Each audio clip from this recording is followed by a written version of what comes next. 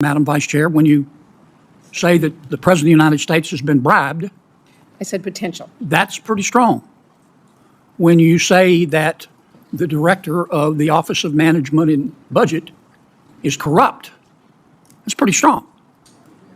And I think if you're going to say someone has been bribed or someone is corrupt, you ought to be specific. And I know. Welcome back to Unfiltered Briefing.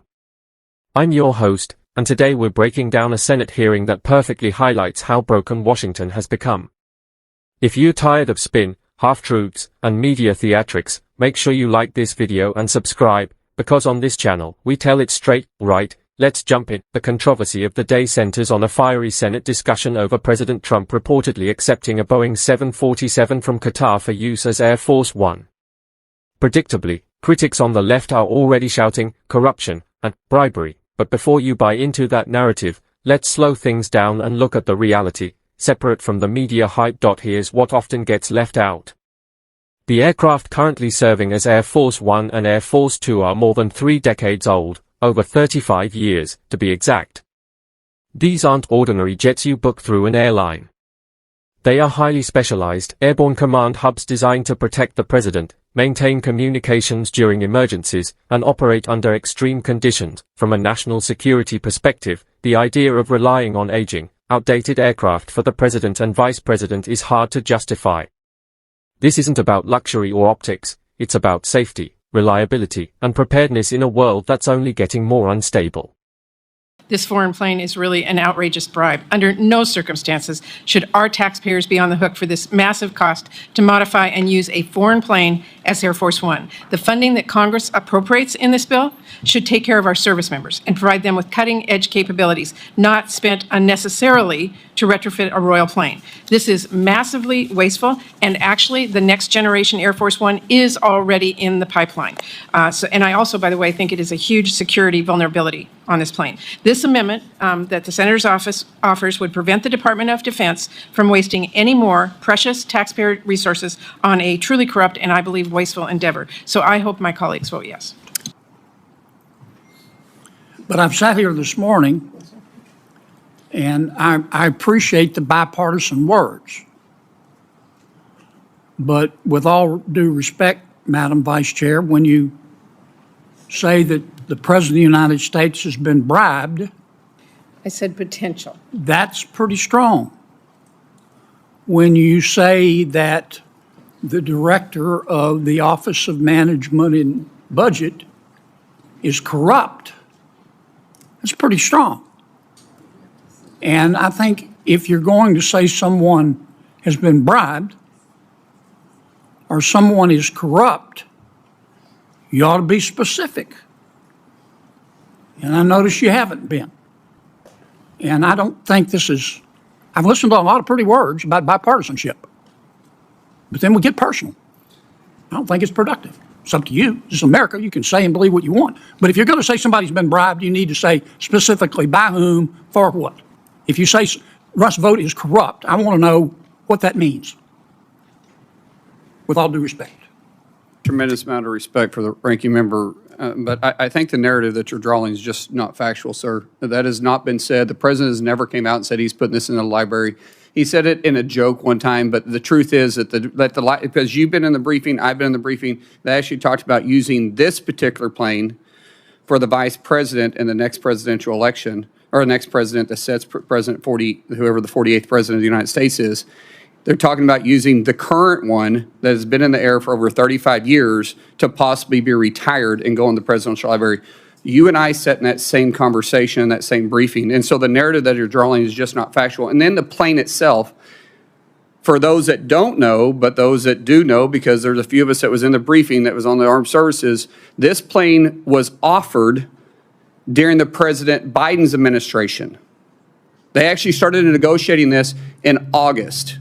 And I was in Qatar when the Prime Minister originally talked to me about it. I came back and actually talked to our committee about it at the time, because there was an issue on how they could actually do it, if it could be a gift or could be a transfer, or if the Department of Defense could take it, or it could go straight to the executive branch.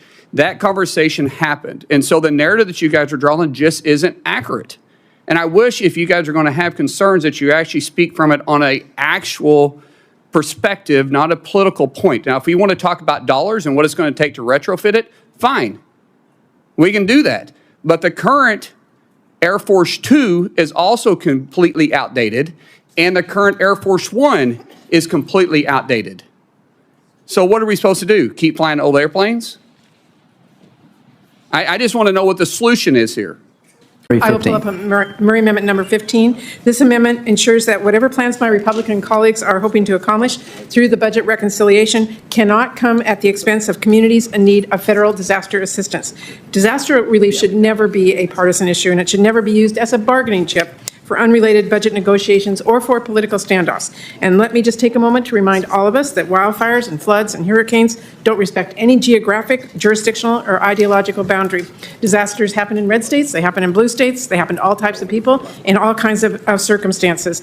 I know my constituents have had to wait for months for relief. Their recovery was delayed, and that should never happen. When a disaster strikes, impacted individuals and families expect and deserve a swift and effective response. So what this amendment does is guarantee that federal disaster relief funds go to the communities that need them when they need them.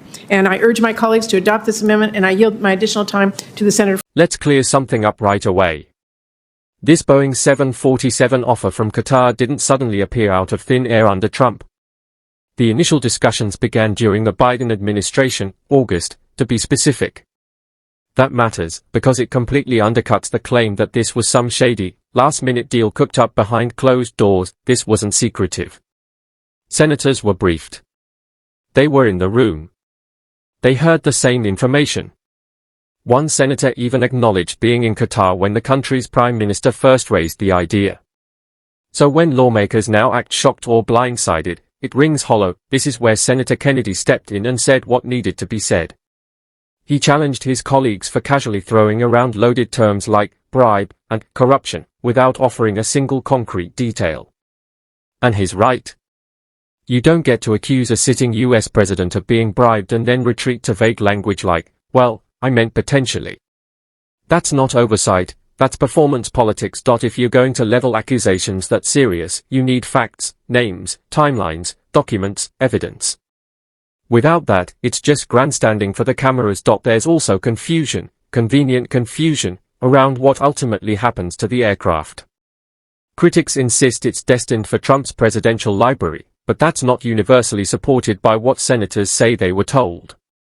Some recall briefings where officials discussed the plane potentially serving the vice president or even a future president. The story isn't nearly as settled as critics want it to be. And even if it did end up in a library someday, that would be long after years of government service. That's not exactly an immediate scandal. Now let's talk money, because this is where emotions tend to override context. Retrofitting the aircraft could cost close to $1 billion. Yes, that's a massive number. But this isn't a luxury makeover. This involves installing top-tier classified communications, advanced defensive systems, and security infrastructure that allows the president to command military operations from the sky during a crisis. That's the reality of Air Force One, and here's the part many seem eager to ignore. Boeing's current Air Force One replacement program is already billions over budget and years behind schedule. So the debate isn't whether taxpayer money gets spent, it's which option delivers security sooner and more reliably. One legitimate concern raised is where the funding came from. The money was reallocated from the Sentinel nuclear modernization program.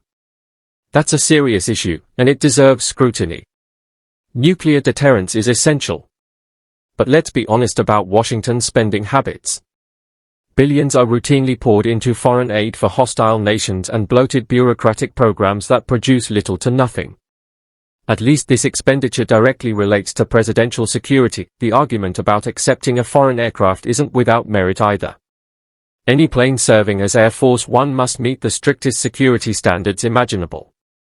But if U.S. military and intelligence professionals determine the aircraft can be fully secured, and if doing so shortens the timeline compared to waiting on Boeing, then dismissing the option outright makes no sense. Pretending it's safer to keep flying 35-year-old aircraft indefinitely is unrealistic. What really jumps out from this hearing is the hypocrisy.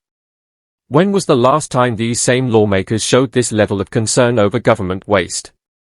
Trillions get approved with barely a shrug.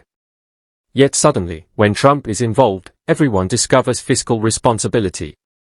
The selective outrage is hard to miss. Senator Kennedy also touched on something bigger: bipartisanship. You can't claim you want cooperation while simultaneously accusing the other side of criminal behavior without proof. If there are real concerns about cost, security, or procedure, then focus on those specifics.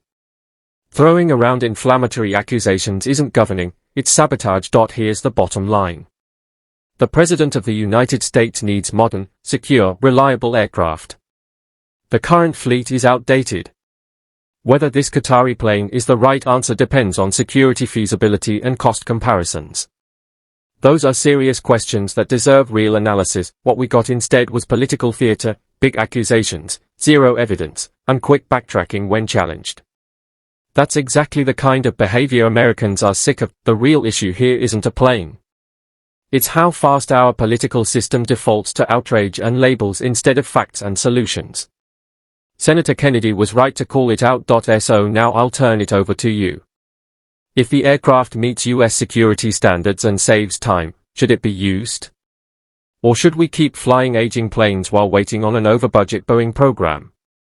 Let me know in the comments, and if you want political analysis without the spin, make sure you subscribe to my channel. We'll keep cutting through the noise. Thanks for watching. Stay informed, and stay sharp.